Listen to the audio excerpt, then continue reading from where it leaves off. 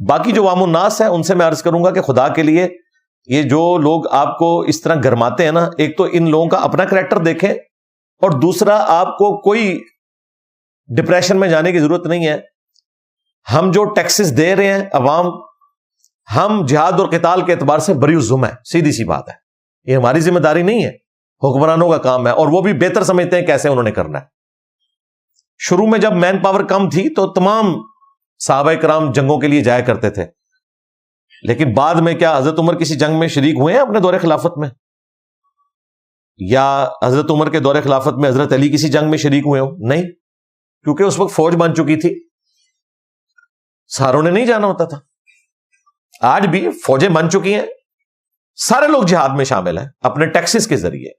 ہم صابن کی ٹکیا کے اوپر بھی ٹیکس دیتے ہیں، ہم اپنے موٹر بائک میں 1 لیٹر جو پیٹرول بھرواتے ہیں اس میں بھی 30-40% ٹیکس دیتے ہیں، اور انہی ٹیکسز سے ہمارا جوڈیشری کا نظام، ہمارا ملٹری کا نظام، ہمارا پولیس کا نظام، یہ سب کچھ ایٹامک انرجی کے ادارے انہی ٹیکسز پہ چلتے ہیں. تو ہر پاکستانی ڈائریکٹلی یا انڈائریکٹلی، پاکستان میں تو انڈائریکٹ جو ٹیکسز ہیں نا وہ 40 سے زیادہ ہیں، جو کاٹ ہی لیے جاتے ہیں، وہ آپ کو دینے نہیں پڑتے، خود بخود کٹ جاتے ہیں. تو ہم اس جہاد اور قتال میں شامل ہیں، لہذا کوئی ٹینشن میں جانے کی ضرورت نہیں ہے. پھر یہ جو موٹیویشنل سپیکر اور مولوی جہاد اور قتال کے نام کے اوپر سورہ التوبہ اور سورۃ النساء کی آیات پڑھ کے مسلمانوں کا خون گرما رہے ہیں، ان سے صرف پوچھیں کہ ٹھیک ہے جی ہم جہاد کے لیے تیار ہیں، ہم دسو جانا کدھر ہے، کدھر جائیے؟ یعنی اگر میں دیوبندی ہوں تو میں خود کش جیکٹ باندھوں اور جا کے داعش کے ہیڈ کوارٹر پہ حملہ کر دوں افغانستان میں؟ جس طرح طالبان امریکہ سے لڑ رہے تھے نا، آج داعش لڑ رہی ہے طالبان سے افغانستان میں. یہ ہے آپ کا جہاد، لو سامو. اور اگر میں وہابی ہوں تو میں خود کچھ جیکٹ باندھ کے تو طالبان کے ہیڈ کوارٹر پہ حملہ کر دوں. یہ میں ان لوگوں کی بات کر رہا ہوں جن کے بارے میں مسلمان سمجھتے ہیں کہ وہ جہاد کر رہے ہیں. ابھی میں ٹی ٹی پی کی یا ٹی ایل پی کی تو بات ہی نہیں کر رہا نا، ان کو تو کوئی بھی نہیں مانتا کہ وہ کچھ جہاد کر رہے ہیں، وہ تو دنگا فساد ہی کر رہے ہیں، وہ تو خوارج بنے ہوئے ہیں. میں ان لوگوں کی بات کر رہا ہوں کہ جنہیں لوگ دنیا میں سمجھتے ہیں کہ جی یہ مسلمانوں کا جہاد اور قتال لے کے چل رہے ہیں، اور ان کا جہاد اور قتال ایک دوسرے کے خلاف ہے. داعش امریکہ نے، سعودیہ نے مل کے بنائی. جب سعودیہ کے خلاف ہوئی تو انہوں نے سب سے پہلے امام کعبہ سے بیان دلوایا کہ یہ خوارج ہے.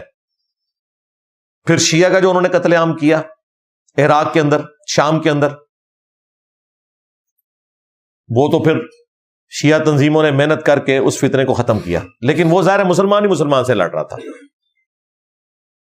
یہ ٹوٹل جہاد اور قتال ہے. لہٰذا یہ آیات پڑھتے ہوئے سورہ توبہ کی، سورۃ النساء کی، لوگوں کی آنکھوں سے آنسو روا ہوتے ہیں.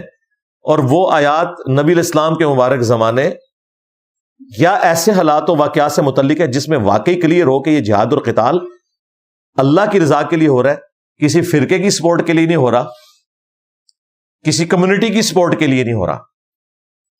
اور آج کل کے جہاد اور قتال آپ کے سامنے ہے. یہ سارے کے سارے ڈرامہ بازی جو انہوں نے لگائی ہوئی ہے اور مسلمان ملکوں کو جہنم بنا دیا ہے رہنے کے لیے. مجھے بتائیں جو پاکستان کی حالت ہوئی ہوئی ہے اس وقت، باہر کے لوگ کیا سوچتے ہیں کہ یار یہ تو مطلب اس سے تو بہتر ہے کہ انسان کسی دوسرے ملک میں چلا جائے. مسلمان سے ڈر رہا ہے کہ میرے اوپر توہین مذہب کا الزام نہ لگ جائے. مسلمانوں کا جہاد بس یہی رہ گیا کہ کسی دوسرے مسلمان پہ توہین مذہب کا الزام لگاؤ اور اسے پھڑکا دو. کارٹون بنتے ہیں فرانس میں، بندے یہاں پھڑکائے جاتے ہیں. اسی لیے دیکھ لیں وہ لوگ جو یروشلم کے جہاد اور قتال کی بات کرتے ہیں اور پولیٹیکل سسٹم آف اسلام کی بات کرتے ہیں، پاکستان میں سیاسی نظام اسلامک ہونا چاہیے، جب ان سے پوچھا جاتا ہے کہ آپ ٹی ایل پی کو جانتے ہیں، کہتے ہیں میں ٹی ایل پی کو نہیں جانتا، کیونکہ انہیں پتا ہے کہ یہودی تو یہاں نہیں آ سکتے، اسرائیل تو پاکستان نہیں پہنچ سکتا، لیکن ٹی ایل پی والے میرے گھر پہنچ جائیں گے. اور ہمارے مفتی صاحب اللہ تعالیٰ ان کی مشکلات آسان کرے، آمین تے کہو یار. تو وہ دیکھ لیں انہوں نے کتنی خوشنودی حاصل کرنے کی کوشش کی. وہ اچھرا واقعے کے اوپر ویڈیو تھی، اس کا پہلے کلپ ڈیلیٹ کر دیا جو ٹی ایل پی کے بارے میں تھا، اس کے بعد ریٹرن میں بھی معذرت مانگی، اس کے بعد ویڈیو کو بھی ان لسٹ کر دیا جب انہیں دھمکیاں ملی. اس وقت اتنی خوشنودی انہوں نے حاصل کی. اینڈ رزلٹ کیا ہے؟ آج ٹی ایل پی کے مولوی کوئی کہہ رہا ہے جی 10 دفعہ اسے پھانسی دو، کوئی کہہ رہا ہے جی اس کی توبہ ہی قبول نہیں ہے. تو کیا ملا اینڈ پہ؟ کوئی بھی نہیں ساتھ کھڑا ہوا. اور میں نے اپنے تمام اختلافات کو بالائے طاق رکھتے ہوئے اپنا وہی موقف اڈاپٹ کیا جو توہین مذہب کے حوالے سے میرا ہے، کہ اس کو بنیاد بنا کے کسی کو آپ نے قتل نہیں کرنا، اس کو قانونی طریقے سے لے کے چلنا ہے. اور اگر کوئی توبہ کر لیتا ہے پھر قانوناً بھی اسے لے کے چلنے کی ضرورت نہیں. یہ ہماری ڈاکٹرن میں ہے. ان کے نزدیک تو توبہ صرف اللہ کے لیے ہے، مخلوق جو ہے وہ بدلہ لے گی. ہمارے نزدیک تو معاملہ ختم. اس لیے آپ دیکھیں عمران خان صاحب کے اوپر توہین مذہب کا الزام لگا، میں ان کے ساتھ کھڑا ہوا. اس کے بعد جب بھی جو واقعات ہوئے، اس سے پہلے بھی جنہیں جمشید صاحب کا مسئلہ ہوا، ابھی یہ مفتی صاحب کا ہوا، ابھی تو اگلے مولویوں کی بھی باری آنی ہے. یہ آگ انشاءاللہ ان کے گھروں تک پہنچے گی، کیونکہ ان کے بڑوں نے یہ آگ لگائی تھی. بچے گا کوئی بھی نہیں ان میں سے. تو اس سے پہلے کہ یہ آپ کے گھر تک پہنچے، آپ پہلے ہی توبہ طائب ہو جائیں.